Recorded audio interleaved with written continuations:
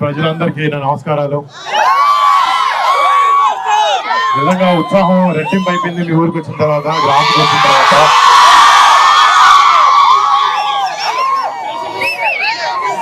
పదేళ్ల నుంచి ఎక్కువ సక్సెస్ లేకపోయినా కూడా జనాలకి మంచి చేయాలనేది అనే ఒక లక్ష్యంతో రాజకీయాల్లోకి వచ్చిన కళ్యాణ్ బాబాయ్కి ఎన్నో ఎదురింపులు ఫేస్ చేశారు, ఎన్నో మాటలు పడ్డారు.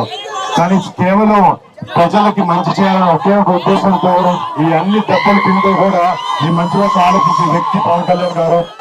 అలాంటి పవన్ కళ్యాణ్ గారు మీ పిఠాపురం కాన్స్టిట్యున్సీలో ఎమ్మెల్యే అభ్యర్థిగా నిలబడడం, నిజంగా ఆయన కొడుకుగా ఇక్కడికి వచ్చి మా బాబాయ్కి మా తండ్రి లాంటి వ్యక్తి అయినా ఆయనకి ఓటేనని చెప్పడానికి నేను నిజంగా చాలా ఆనందపడుతున్నాను. అంటే అధికారంలో ఉన్న చాలా పార్టీలు చేయలేనివి ఎన్నో విషయాలు కళ్యాణ్ బాబాయ్ 10 సంవత్సరాల నుంచి ఒక ఎమ్మెల్యే సీట్ లేకపోయినా కూడా కౌలు రైతులకు ప్రాబ్లం వచ్చినప్పుడు అప్పులు చేసి మరీ వచ్చి వారు డబ్బులు ఇచ్చారు. మట్టి కార్మిక ప్రాబ్లం వచ్చినప్పుడు ఫస్ట్ మొట్టమొదటిగా జనసేన నుంచి కళ్యాణ్ బాబాయ్ గారు కదిలి హెల్ప్ చేయడం జరిగింది. ఇలాగా మీరే ఇమాజిన్ చేసుకోవచ్చు, ఒక్కసారి బాబాయ్ని మన అసెంబ్లీ పంపిస్తే మన కోసం, మన ప్రజల కోసం ఎంత చేస్తారనేది. అండ్ మీ అందరి సపోర్ట్, ప్రేమ ఎప్పుడు కళ్యాణ్ బాబాయ్కి ఉండాలి, మా పవన్ కళ్యాణ్ గారికి ఉండాలి.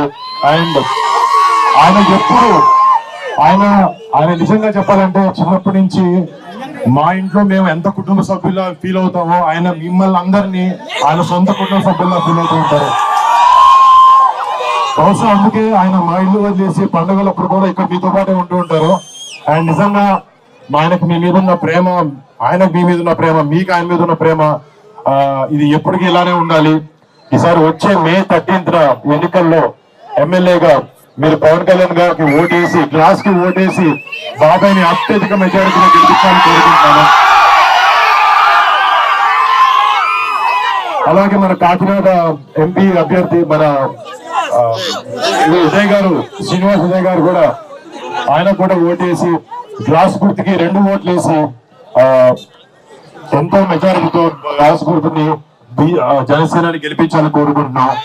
జై జనసేన, జై టీడీపీ, జై బీజేపీ, జై పవన్ కళ్యాణ్, జై హింద్.